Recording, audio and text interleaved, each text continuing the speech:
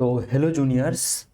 तो IIT JEE में बस 1 से 1.5% लोग सेलेक्ट हो पाते हैं, बाकी सारे बहुत सारे लोग नहीं हो पाते। जबकि क्लासरूम में जब पढ़ाई होता है सारे लोगों का, तो उनमें से मैक्सिमम लोगों को क्लास में जो भी पढ़ाई होता है उसका हर एक चीज़ समझ में आ जाता है उसमें।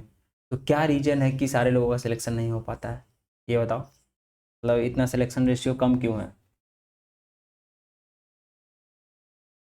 आज की वीडियो में मैं यही डिस्कस करूँगा कि सबसे आईआईटी में सिलेक्शन के लिए सबसे इंपॉर्टेंट चीज़ है कि तुमको क्वेश्चन सॉल्व करने का एप्टीट्यूड कैसा है तुम्हारा, तुम क्वेश्चन को कैसे सॉल्व करते हो और किस तरीके से तुमने ओवरऑल पूरे सब्जेक्ट को स्टडी किया है। ठीक है, तो इस वीडियो में मैं तुमको बहुत सारी ऐसी बातें बताऊंगा जो कि तुमको बिल्कुल भी पता नहीं होगा।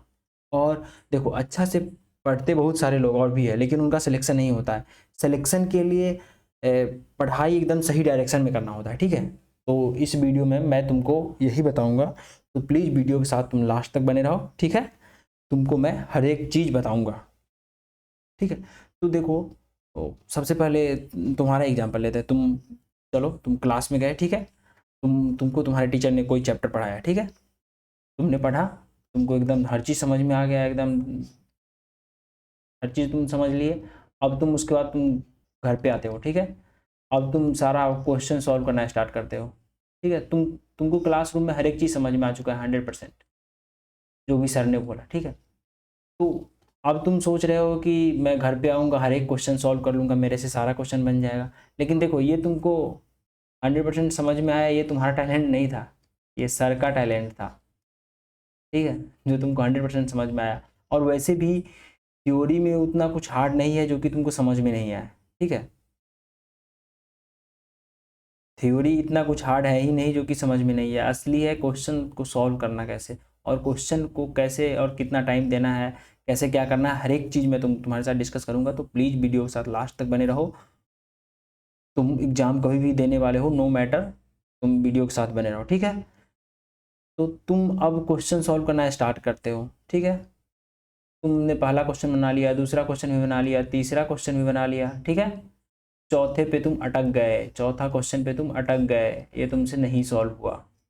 ठीक है, तो अब क्या करें, चौथा क्वेश्चन तुमसे सॉल्व नहीं हुआ, तो तुम इस क्वेश्चन के साथ, चौथे क्वेश्चन के साथ वार स्टार्ट कर दिया। ठीक है, तुमने वार स्टार्ट कर दिया कि अब इस क्वेश्चन को मैं किसी तरह से सॉल्व करके ही रहूँगा। तुमने एक तरीका से ट्राई किया, तुमसे सॉल्व नहीं हुआ, दूसरे तरीका से किया नहीं हुआ, तीसरे तरीका से किया नहीं हुआ, लास्टली तुम 4 से 5 तरीके से सोच करके तुम्हारा आंसर आ गया।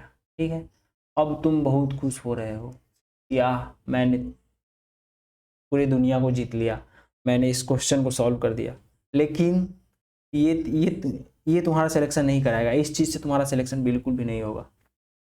ठीक है, क्योंकि देखो, सिलेबस तुम किसी से भी पूछ लो, अगर टीचर भी या जिसका 100% सिलेबस खत्म है या टॉपर भी, नया क्वेश्चन जब उसके सामने आएगा तो वो भी अटकेगा ही, ये बात एकदम कंफर्म है। न्यू क्वेश्चन आएगा, न्यू क्वेश्चन पे अटकेगा ही वो, कोई भी हो। टीचर लोग भी अटकते हैं न्यू क्वेश्चन पे, समझे?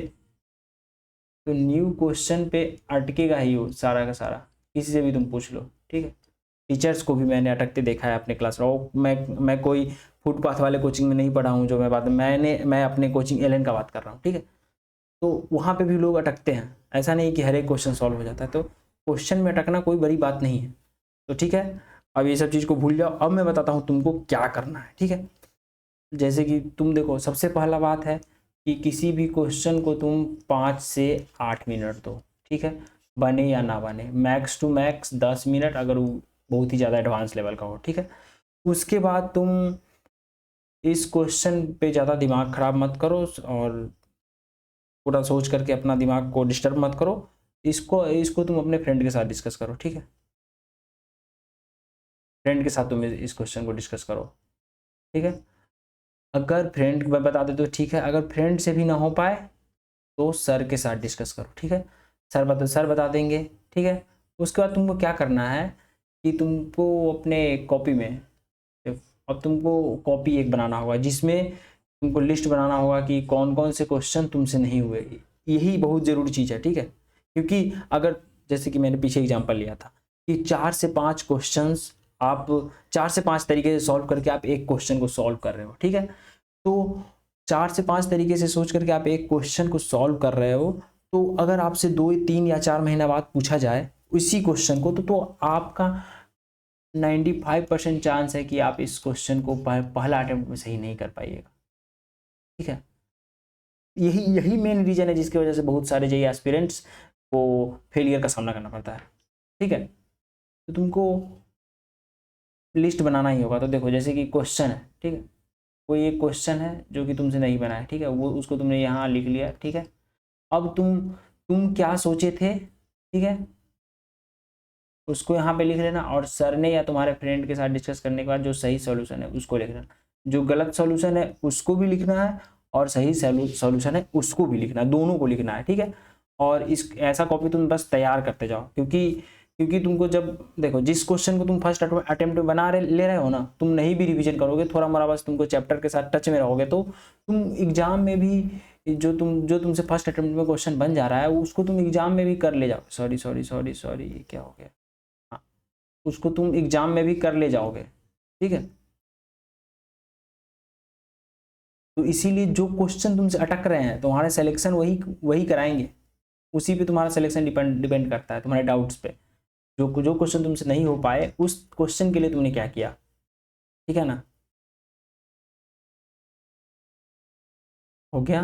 अब अब तुमने इस क्वेश्चन को लिख लिया, ठीक है। अब तुम जब भी रिवीजन करो तब तुम उस क्वेश्चन को एक बार देख लिया करो, उस सारे क्वेश्चंस की लिस्ट को। रिवीजन के समय सारे क्वेश्चन अब तुमको नहीं बनाने हैं, ठीक है ना। बस तुमको अब वही क्वेश्चन बनाने हैं जो कि तुमसे फर्स्ट अटेम्प्ट में नहीं हुए थे रिवीजन के समय में भी, उससे ही सारा तुम्हारा रिवीजन हो जाएगा। और इस चीज़ को तुम फॉलो करो, तुम्हारा सिलेक्शन एकदम पक्का है, क्योंकि क्वेश्चन पे टाइम बर्बाद करके तुमको कुछ नहीं मिलेगा। तुमने क्या गलत सोचा ये लिख लेना है और सही सॉल्यूशन लिख लेना है, और अगर जो क्वेश्चन तुमसे फर्स्ट अटेम्प्ट में नहीं हुआ उसको बस तुम रिवाइज कर लेगा, तुम्हारा जेईई में एकदम सीट कन्फर्म है। मेरे बात का विश्वास करो, ठीक है। Thanks for watching, please subscribe, ऐसे ही और भी वीडियो आते रहेंगे, ठीक है। थैंक्स।